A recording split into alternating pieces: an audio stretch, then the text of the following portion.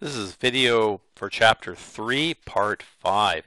We're looking at variables in this example, and we're going to look at how to collect input from the user and store that information in a temporary variable. So this will be stored in our memory of our computer. So to do that, we need to think about, okay, we need to store 4 pieces of data: the weekday, the month, the date, and the year. And each of these have different types of data that can be stored. Weekday, of course, all the data that goes into these variables or into the text boxes are technically by default string values. So we can keep this pretty simple by saying we want to create a variable here, a string variable, and we could call it the weekday. And I'm just going to use all lower characters for this one and finish that off with a semicolon. And I'm going to repeat that process for each of these that we're going to use. So this is a string that we're going to keep track of the month, and a string for the day,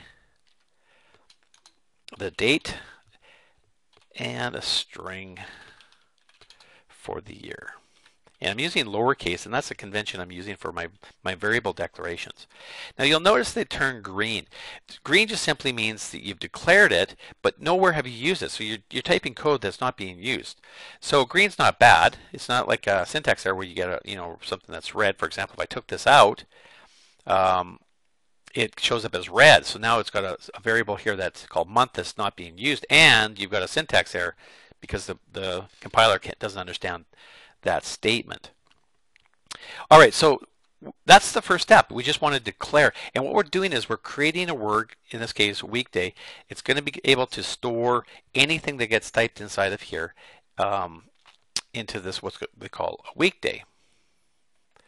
All right, so the assignment statement is basically, now we're just going to say, let's take the weekday, that's the new variable, and let's make it equal to the text box that we had set up for weekday. So if we go down here, we can go down and select day week, and that's the text box weekday, I should say, and then whatever gets typed into the property called text. So it takes everything in here and it assigns it to here. So whenever you see a single equal key, that's usually referred to as an assignment statement. It always takes what's on the right and it assigns it to what's on the left. So if I type in Monday into the text box of that particular control, it assigns it equal to the variable here called weekday. And we want to repeat that basically for all 3 of those. So I'll put this on pause and I'll type that out. All right, now I've gone ahead and I've typed out those additional 3 lines of code and basically repeating it by taking each text box. So when the user types in some text into the text box, it gets entered in as a string into a text box, and it gets signed to a variable type that's a string, so everything matches. So everything that gets entered in is entered in as a string. All right, so let's move on to the calculation. Now in this particular example, we don't really have any calculations. We're not adding or subtracting anything here. All we're doing is we're taking the results and we're outputting the results. So, and that's what we're going to do here. Now that we got all of this information in these variables, we can output the information to where we want. And we want that in this label control right here. And that label control is called the label full date.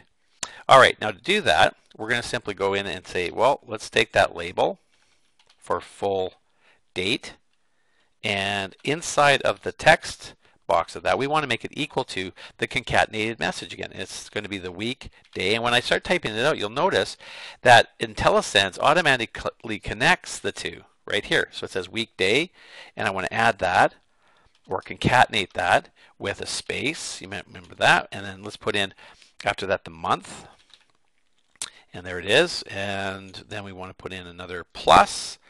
We don't have to worry about spaces yet, and then we go plus.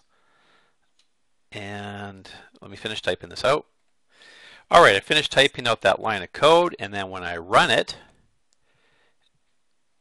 and I get my information in here, I can type in something like Monday, January the 1st, 2019, and click on display date, and it concatenates the message. All right, so hopefully you see what happened there.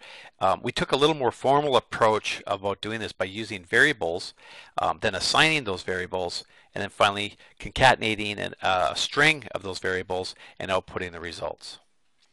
All right, so in the next video we'll have a look at doing something very similar to this, but using the payroll and doing a calculation.